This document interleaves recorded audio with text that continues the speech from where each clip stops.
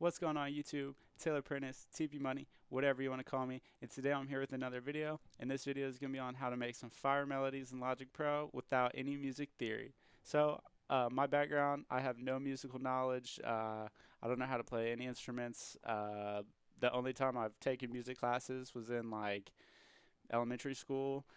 So yeah, I'm really lacking on the musical side, and the only reason I got into making beats really is because I love rap music and I love computers. So the whole musical side is still pretty foreign to me, and for that reason, I was really scared to get into making melodies. It took me a long time to even just like try learning them, and yeah, that really held me back. And over the like past 6 months or so, I've gotten a lot better. I joined a loop company, so that's definitely up my quality because I was very far in the back of that pack.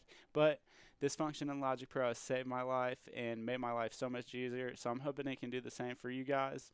But yeah, with that being said, let's just go ahead and get right on into it. So you got Logic Pro open. You're going to want to go up to this little scissors tool, and it's going to open up your piano roll. And first things first, so our secondary tool, you're going to switch it from the pencil tool to the brush tool. And the secondary tool, when you command click, is going to activate that. So as you can see, when I'm holding command, my arrow will change to a paintbrush, and I can just click in. And if I want to delete a note, command click will delete the note as well. I think the brush tool is a lot more useful than the pencil tool. Could just be personal preference, but for this you need to have the brush tool on because the scale quantize function does not work with the pencil tool. Very important. But I'm going to show you guys what happens when you don't have the scale quantize turned on. So as you can see, I'm clicking notes in every single part of this piano roll. There's nowhere where it's going to stop me or I'm going to be restricted. And that's not what I want because I know that I'm playing notes out of key. I don't really know which notes that is because I don't know music theory. But say I wanted to play something in, a lot of times I do minor. So say I wanted to play something in D minor. I'll highlight all the notes, go over here, click minor, and then click D, and everything is going to be in D minor. And then if I have my brush tool selected and I command click, any note I play is going to be in D minor. So like as you can see here, this note is not in D minor, so it's not going to let me play it, which is really useful. It's really useful to be able to know what key you're playing everything in and to make sure that you're playing everything in key, especially if you don't have any musical knowledge, because you can sit there and really question yourself. So this function has given me a lot of confidence, and I use it in pretty much every beat I make the melody for. And even if I'm not making a melody, even if I'm just adding drums, for my 808s, I'll pretty much always do this. One thing to mention is be careful because you can drag the notes out of the key. So see this black key that I was trying to play earlier, it wasn't allowing me to, but as you can see, you can drag things out of place. So if you finish something and you just want to make sure, just highlight all the notes, come over here and click D, and as you can see, it'll snap it back into place. Sadly, it's not like the time quantize, and you can't just hit Q and snap it into place. There might be a shortcut for it, but I honestly don't know what it is. But it's not too time consuming to just highlight everything and go over there and click it, so that's just what I do anyways. But I'm going to show you guys how easy it can be, and I'm just going to draw a quick little pattern.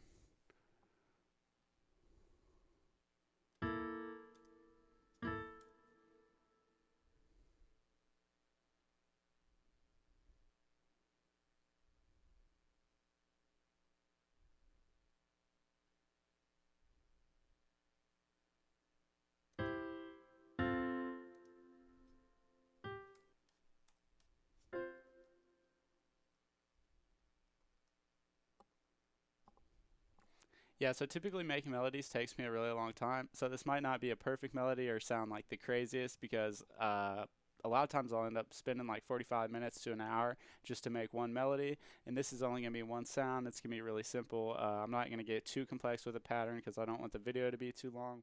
But I just want you guys to be able to see how Scale Quantize can help you guys make beats. And yeah. So you're going to want to play around with the note size. As you can see, I've created this pattern here and it's all the same. So a lot of times when I'm making like just a quick melody, I'll go A, B, A, and that pattern means your first bar is A, your second bar is A, your third bar is B, and your fourth bar is A. So 1, 2, and 4 are going to be the same pattern, and then your third note, or your third bar, excuse me, is going to be some like alternation from that regular pattern. So I'm going to show you guys what something like that sounds like.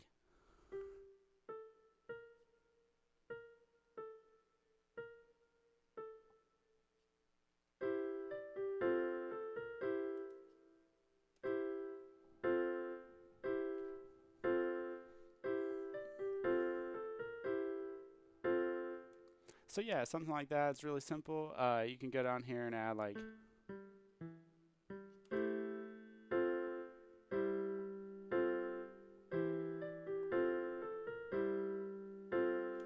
but yeah, something like that. Make it really beautiful. And then a lot of times what I'll do too, it might not sound too good because I'm working in such a kind of low space already. But a lot of times I'll just highlight all the notes, Command C to copy, and then Command V to paste. And then I'll just drag them down like, you know, I don't know, somewhat of a distance. And then I'll just come back over here and highlight it so they're all back into place again, even though it's in a lower octave. And some of the notes will snap because I didn't go an exact octave down because I thought that would be too low. And it does kind of give like a little spice up to the pattern, I've noticed. So a lot of times I will end up doing this. But here's how the second half of that 8-bar pattern sounds now.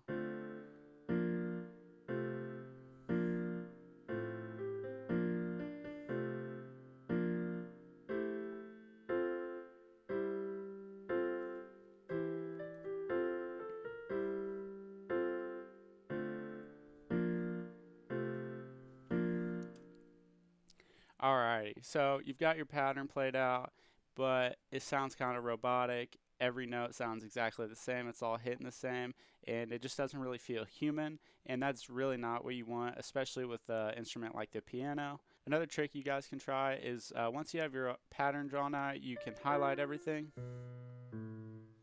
and you're going to want to go to Functions, MIDI Transform, and then Random Velocity. And so this top number is going to be your peak. So 127 is the highest velocity that Logic allows, but I don't want things playing that hard, so I'm going to drop this to like 80, in the 80s, low 80s. And then 40 is going to be the bottom velocity, and obviously the velocity goes down to 1, but I'm going to boost that up to like 55. So all the notes are going to be randomized. Their velocity is going to be randomized, but it will be between 55 and 81. So it's not going to have any really drastic changes. And select and operate. And as you can tell, the notes change colors. And I'm going to play this so you guys can hear what that sounds like. Sometimes it doesn't sound as great as it should. Sometimes you got to mess around with it, or sometimes it does sound better to have the velocity of everything stay the same. So it's really just personal preference. You got to figure out what you like for that exact scenario. It's not like a one shoe fits all kind of thing.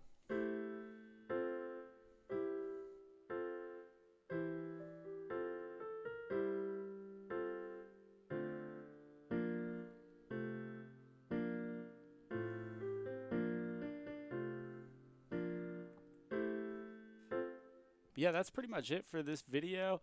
I hope this will help you guys have an easier time making melodies and will help you feel more confident. I know, like, when I was around people trying to make beats, I'd be like, oh my God, like, they're going to hear this. It's going to sound horrible. And now I have the relaxing feeling that whatever I play is going to be in key. So even if it sounds bad, it's not going to be, like, as bad as it could be. So with all that being said, this function is great, but you can still make things that sound bad. So train your ears. You're not going to be palace overnight, and you're not going to be able to make great melodies overnight. This tool is really useful, but it's not just like going to make you amazing. It's pretty much what I'm getting at.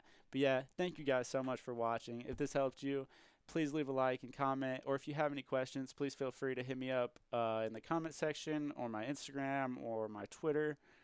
But I will catch you guys later. You can barely see me. Peace.